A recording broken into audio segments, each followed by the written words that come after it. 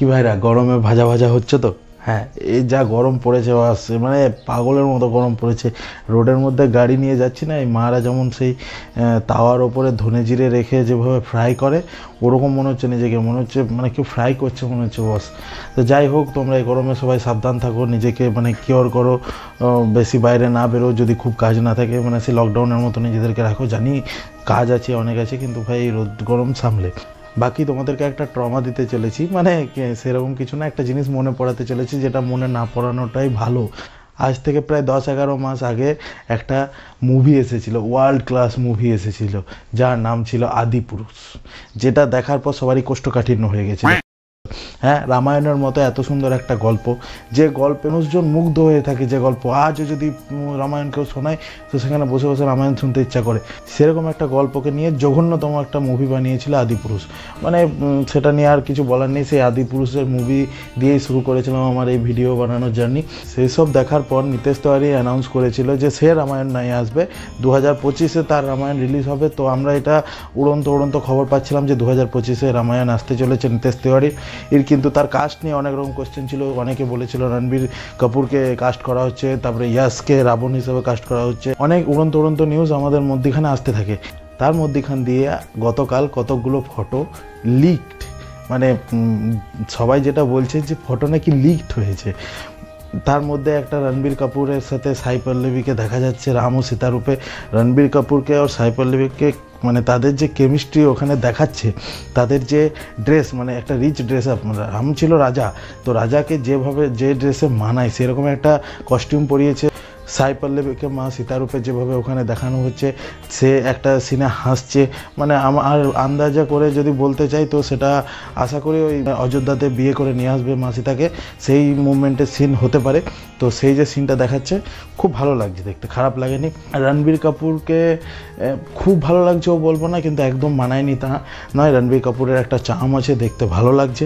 চুলটা আমার রণবীর কাপুরের অ্যানিমেল করেছে কিছুদিন আগে, তার ওই চুলটা আছে, কিন্তু আমি বুঝতে পারছি না ওই চুলটা ওর অরিজিনাল না উইগ পরেছে, অনেকটা বোঝা যাচ্ছে না। আশা করি অরিজিনালি চুল হবে, পৃথ্বীরাজ যে অক্ষয় কুমারের মতো হবে না যে একটা মোচ বানায়নি। তো যাই হোক, যেসব সিন বা যেসব শ্যুটিংয়ের এক কটা ফটো দেখাচ্ছে, ওখানে একটাতে সে স্ক্রিপ্ট চয়েস বা কিছু করছে হয়তো, একটাতে সাই পল্লবীর সাথে দাঁড়িয়েছে, একটাতে সাই পল্লবী শুধু দাঁড়িয়ে আছে মা সীতার রূপে, সেগুলো যথেষ্ট ভালো লাগছে। পেছনে যে সেটটা দেখাচ্ছে যথেষ্ট ভালো লাগছে। এরপর মানে ভালো ভিএফএক্স কোম্পানি এটার সাথে যুক্ত আছে, সেটাকে আরও ভালোভাবে সিজিআই দিয়ে বা ভিএফএক্স দিয়ে সেটাকে আরও ভালো, আরও অ্যাট্রাকটিভ বানানো হবে। আর দ্বিতীয় কথা, যেটা লিকড কথাটা উঠছে যে ফটো লিকড হয়ে গেছে, অত সোজা নয় বস। একটা সেট থেকে, একটা স্টুডিও সেট থেকে ফটো লিক করে দেওয়া অত সম্ভব নয়। এখানে তো মানুষজন ভিডিও লিক করে দিচ্ছে, অত সোজা নয়। ওখানে তাহলে ওই মানুষটার কেরিয়ার নিয়ে টানাটানি হয়ে যাবে। এগুলো মেকার্সদের পিআর স্ট্র্যাটেজি, এগুলো মেকার্সরা ইচ্ছা করে ফটো লিক করাচ্ছে যাতে আরও ভাইরাল হয় জিনিসগুলো, আরও মানুষের মধ্যে এক্সাইটমেন্ট জেনারেট হয়, আরও সব হাইপ ক্রিয়েট হয়, সেই জন্য এগুলো বানানো। এগুলো তোমরাও বুঝছো। তবে যেগুলো দেখানো হয়েছে যথেষ্ট ভালো লাগছে। আশা করি রামায়ণের মতো এত সুন্দর একটা গল্পকে নিতেশ তিওয়ারির মতো ডিরেক্টর, যে এত ভালো মুভি আমাদেরকে দিয়েছে, সে অন্তত এই স্টোরিটা একটা জাস্টিফাইড মুভি বানাতে পারবে।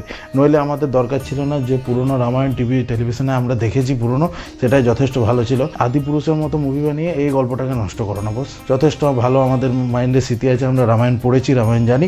যদি মুভিটাকে মুভির মতো সেই রকমভাবে বানাতে পারো তবেই বানাও, নইলে আমাদের কোনো দরকার নেই, স্পষ্ট কথা। বাকি চলে আসি রণবীর কাপুরের এই লুক আর সাই পল্লবী সীতা মায়ের লুক নিয়ে মানুষজনের এক্সাইটমেন্ট কেমন না। মানুষজন অনেকে অনেক রকম কমেন্ট করেছে, মিক্স কমেন্ট আছে। কেউ বলেছে সাই পল্লবীকে এখানে ম্যাচ করছে না মা সীতা রূপে, কেউ বলছে রণবীর কাপুরের যে পুরনো কন্ট্রোভার্সিয়াল অনেকগুলো ভিডিও আছে সেগুলো নিয়ে টানাটানি করছে যে রণবীর কাপুরকে মানাচ্ছে না, কেউ বলছে এদের দুজনকে একদম মানাচ্ছে না, আবার কেউ বলছে যথেষ্ট ভালো লাগছে। সবারই নিজের ইচ্ছা বস। এখন শুধু একটা ফটো দেখানো হয়েছে, এর মধ্যে ইফেক্ট নেই, এডিটিং নেই, কিচ্ছু নেই। তার মধ্যে রণবীর আর সাই পল্লবীকে যদি আমি পার্সোনালি বলি, আমার খুব ভালো লাগলো দেখতে। সাই পল্লবীর উপর আমার যথেষ্ট ভরসা আছে। সাই পল্লবী অ্যাক্টর হিসেবে তো দারুণ, তোমরা ও মুভিতে আরে দেখেছো অনেক সিনে, যথেষ্ট ভালো। সাই পল্লবীকে আমার খুব ভালো লেগেছে, খুব একটা খারাপ লাগেনি। রণবীর কাপুরকে আমি বলবো না খুব ভালো লেগেছে, তবে আদিপুরুষের প্রভাসের থেকে তো ভালো লেগেছে।